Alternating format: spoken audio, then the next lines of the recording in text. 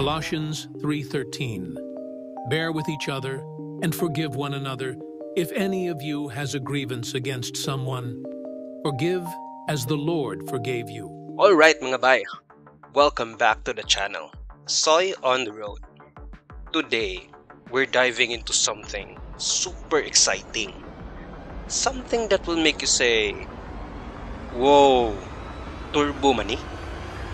The all-new Yamaha NMAX Turbo. But, wait lang. Don't get too excited about the word turbo. Wala ni siya actual turbocharger ha. What? Pero ayaw kabalaka kay naghihapon ni turbo sensation nga magpahimo nimong feeling nga mura kag naglupad-lupad or kusog or naay bunlot bisag scooter ta. So, ngano man jud nga gi-release sa Yamaha ang NMAX Turbo? Simple ra mga bay. Tungod sa ilang eternal kalaban. Wanna make a guess? Ang Honda PCX 160. Murag naan ni sila secret scooter war ba? Honda dropped the PCX 160 with its sleek design and smooth ride. And Yamaha said, dili pwede. We need something hotter. And boom! NMAX Turbo was born. Now, let's talk specs. Kay mao man jud ni ang gipangita sa mga tinuod nga riders.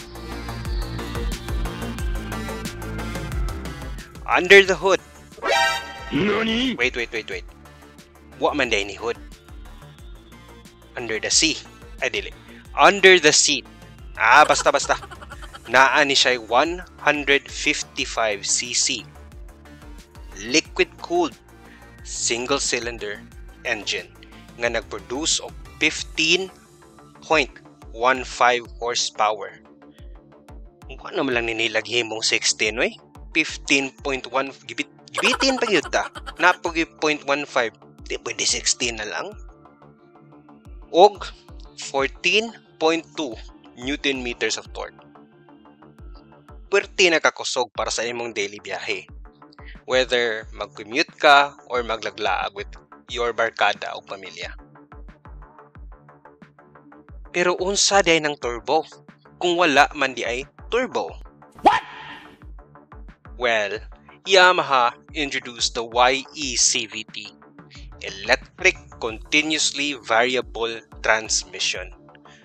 Murag magic ni nga transmission kay naa kay duha ka riding modes. T mode para sa town commuting.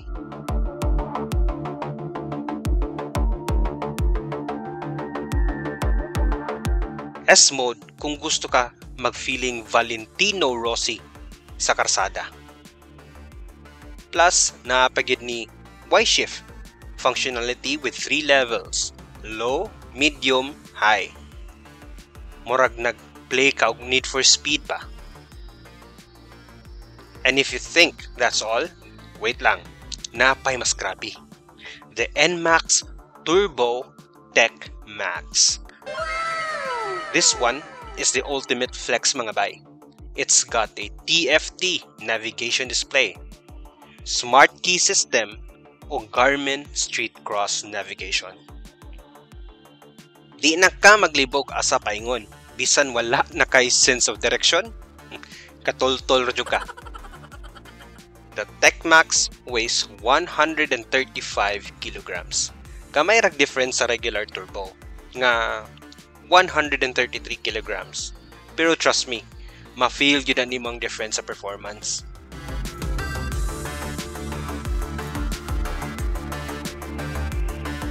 Tank capacity? Check! 7.1 liters. Sulit kayo para sa long rides. Dili na ta permi mag-gas station stop. Underseat storage? 25 liters. Makasulod pa imong full face helmet, snack, sanina, raincoat, chinilas kung mag-overnight mo sa dagat. Pero mga bay, let's not forget the competition ha. the Honda PCX 160 is still out there. Prowling, murag predator ba? Still out there. Smooth and stylish. Pang city nga, murag huwat-huwat na gini siya magawas ang NMAX kay magbugno gini sila sa karsada. Pero bitaw, kung gusto kag mas sporty o techy nga feel, the NMAX Turbo is the way to go. Dili lang kay forma. Sa performance, grabe dyan ni. So mauna to mga bay. Kung nag-wonder day mo, why wala sa ako mag-ride videos like before? To be honest, wala pa dyan atong CR, no? Daghan na kayong checkpoint, kaya ipaingon na biya tayo election. So, to be safe, puyo lang sa tasbalay. Inani lang sa nga video, pero puhon ako ning sa golon. Inani, mag-review tayo in person kung okay, daghan na tag mga resources o mag-rides po. Hinaot, magtanaw lang gihapon mo sa akong mga video, madaghan pagitag subscribers. Now, if you enjoyed this video, don't forget to like, share, and subscribe. Comment ang sad mo down below kung amoy mga info nga nahibawaan sa NMAX nga bag-o, kung gusto niyo i-share sa ubang nakakita sa video. Palihog lang comment, ay lang tamo pagbugno di sa ubos kung PCX pa ka diha or NMAX mo ha, di ba? Mangutan na pag ani ko if team NMAX Turbo ba mo or team Honda PCX Pro. Magbugno niya mo das comment bitaw. Jokes aside, comment down below kung unsa inyong gusto. Please don't forget, one ride, one catch, one bite at a time. See you sa sunod mga video mga bay. Salamat sa pagtanaw.